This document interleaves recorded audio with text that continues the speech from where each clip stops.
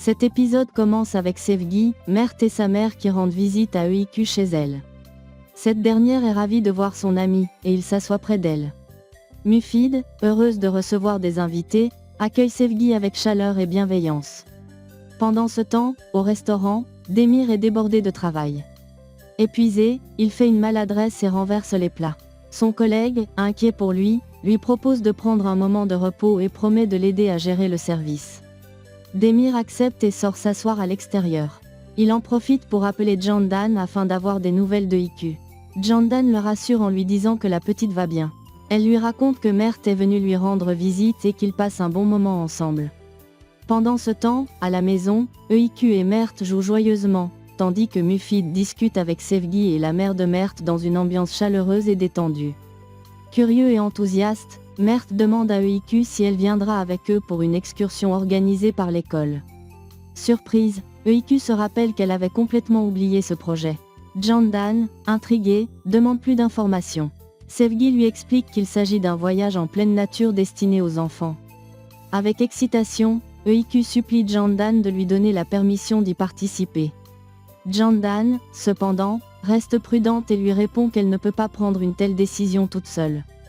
Elle promet de discuter d'abord avec Demir avant de donner son accord.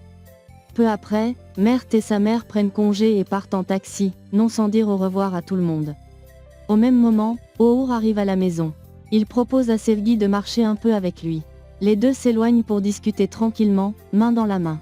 Mufid, les observant depuis la porte, ne peut cacher sa joie de voir son fils passer du temps avec Sevgi. Alors qu'ils avancent sur le chemin, Sevgi se cogne le pied contre une pierre et trébuche légèrement. Oğur, attentif, la retient pour éviter qu'elle ne tombe. À cet instant, elle remarque une blessure sur sa main et s'inquiète immédiatement pour lui. Malgré les assurances d'Oğur, qui insiste pour dire que ce n'est qu'une petite éraflure, Sevgi refuse de le laisser ainsi. Elle insiste pour qu'ils aillent voir un docteur, mais Oğur finit par céder en suggérant simplement un pansement rapide. Ils se rendent ensemble à la pharmacie, où Sevgi s'occupe de lui avec douceur, renforçant ainsi leur complicité. À la sortie de la clinique, Sevgi interroge Oğur sur l'origine de sa blessure. Celui-ci lui raconte un mensonge en minimisant l'incident. Cependant, Sevgi insiste pour qu'il lui dise la vérité, car le médecin a précisé que la blessure avait été causée par un objet tranchant. Oğur, pris au dépourvu, invente qu'il jouait avec un ami et qu'un geste maladroit avec un couteau a provoqué la coupure.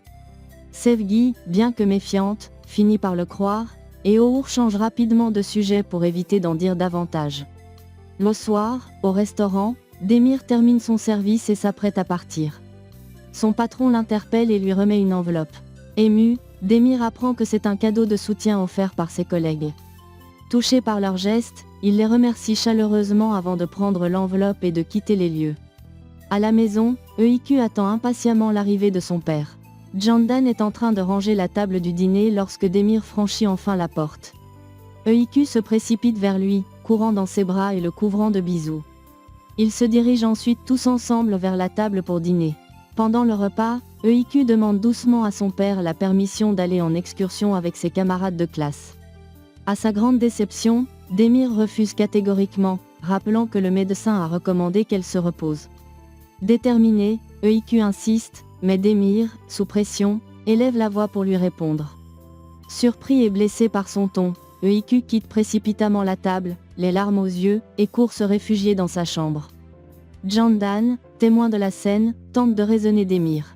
Elle lui explique calmement que Öykü a besoin de passer de bons moments avec ses amis pour retrouver un équilibre émotionnel. Mais Demir, visiblement peiné, lui répond qu'il ne fait cela que pour protéger sa fille, qu'il ne peut se permettre de prendre des risques avec sa santé. Candan, comprenant son point de vue mais frustrée, quitte elle aussi la table pour aller voir Öykü. Dans la chambre, Candan trouve Öykü en pleurs, blottie sur son lit. Elle s'assied à ses côtés et la prend dans ses bras pour la consoler. Avec tendresse, elle lui explique que son père agit par amour et qu'il veut simplement la protéger. Öykü, toujours bouleversée, lui répond que ce n'est pas juste. Candan lui promet alors que, la prochaine fois, elle pourra participer à l'excursion avec ses amis. Apaisée par ces mots, Öykü se blottit contre Candan, qui reste à ses côtés jusqu'à ce qu'elle s'endorme. Le lendemain matin, à table, EIQ évite de parler à son père et l'ignore ostensiblement. Peu de temps après, Demir annonce qu'il part au travail et dit au revoir à sa fille, mais elle ne répond pas. Au restaurant, son patron lui demande des nouvelles de la santé de EIQ. Demir répond qu'elle va mieux avant de se changer rapidement pour commencer son service. Pendant son travail, il remarque un client accompagné de sa fille capricieuse. Avec tact, il convainc la petite d'essayer une délicieuse crème dessert, ce qui la fait sourire. En voyant cette scène, Demir pense à EIQ. Pris d'un doute, il appelle Ihsan pour lui demander si sa fille peut participer à l'excursion scolaire. Ihsan lui répond qu'il n'y a pas de problème, à condition qu'on veille attentivement sur elle.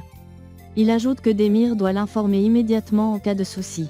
Peu après, Ugur rend visite à Demir. Celui-ci lui demande s'il peut le remplacer au restaurant pour qu'il accompagne EIQ à l'excursion. Ugur accepte volontiers, et ils vont ensemble demander l'autorisation au patron. Hésitant dans un premier temps, ce dernier finit par accepter, précisant qu'il le fait uniquement pour EIQ. Demir le remercie sincèrement. Le soir, Candan coiffe EIQ et lui demande d'aller se coucher. Cependant, la petite insiste pour rester encore un peu éveillée, expliquant qu'elle n'a pas école le lendemain. Peu de temps après, Demir rentre à la maison. EIQ, toujours fâché, refuse de lui parler. Il s'approche d'elle avec un sourire et lui annonce qu'ils iront ensemble à l'excursion. Ravie, elle saute dans ses bras et le couvre de câlins. Demir lui remet ensuite des vêtements et des chaussures qu'il a achetés pour elle. Touchée, elle le remercie et file au lit. Une fois qu'elle est endormie, Demir rejoint Candan et s'excuse pour son comportement de la veille. Il admet avoir dit des choses insensées sans l'écouter. Candan, compréhensive, lui assure que tout va bien. Rassuré, il va prendre un bain pour se détendre. Le lendemain matin, EIQ se réveille très tôt, impatiente de partir en excursion.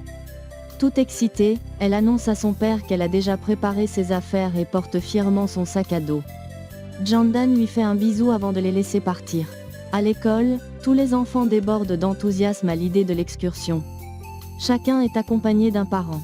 Pendant le voyage, EIQ ne cesse de jouer avec Mert, ce qui pique la jalousie de Demir. À leur arrivée, EIQ tire sa valise et court vers sa chambre, suivi de près par son père. Quelques instants plus tard, Mert vient leur rendre visite, ce qui irrite Demir encore davantage. Mert informe EIQ que Sevgi les attend, puis s'en va. EIQ en profite pour admirer à nouveau ses vêtements et remercie une fois de plus son père avec un sourire rayonnant. J'espère que vous avez adoré la vidéo. N'oubliez pas de vous abonner et d'activer la cloche pour ne manquer aucun nouveau résumé. À très bientôt pour d'autres histoires encore plus crépitantes. Shelly's Love, votre rendez-vous pour revivre les meilleures émotions des novellas.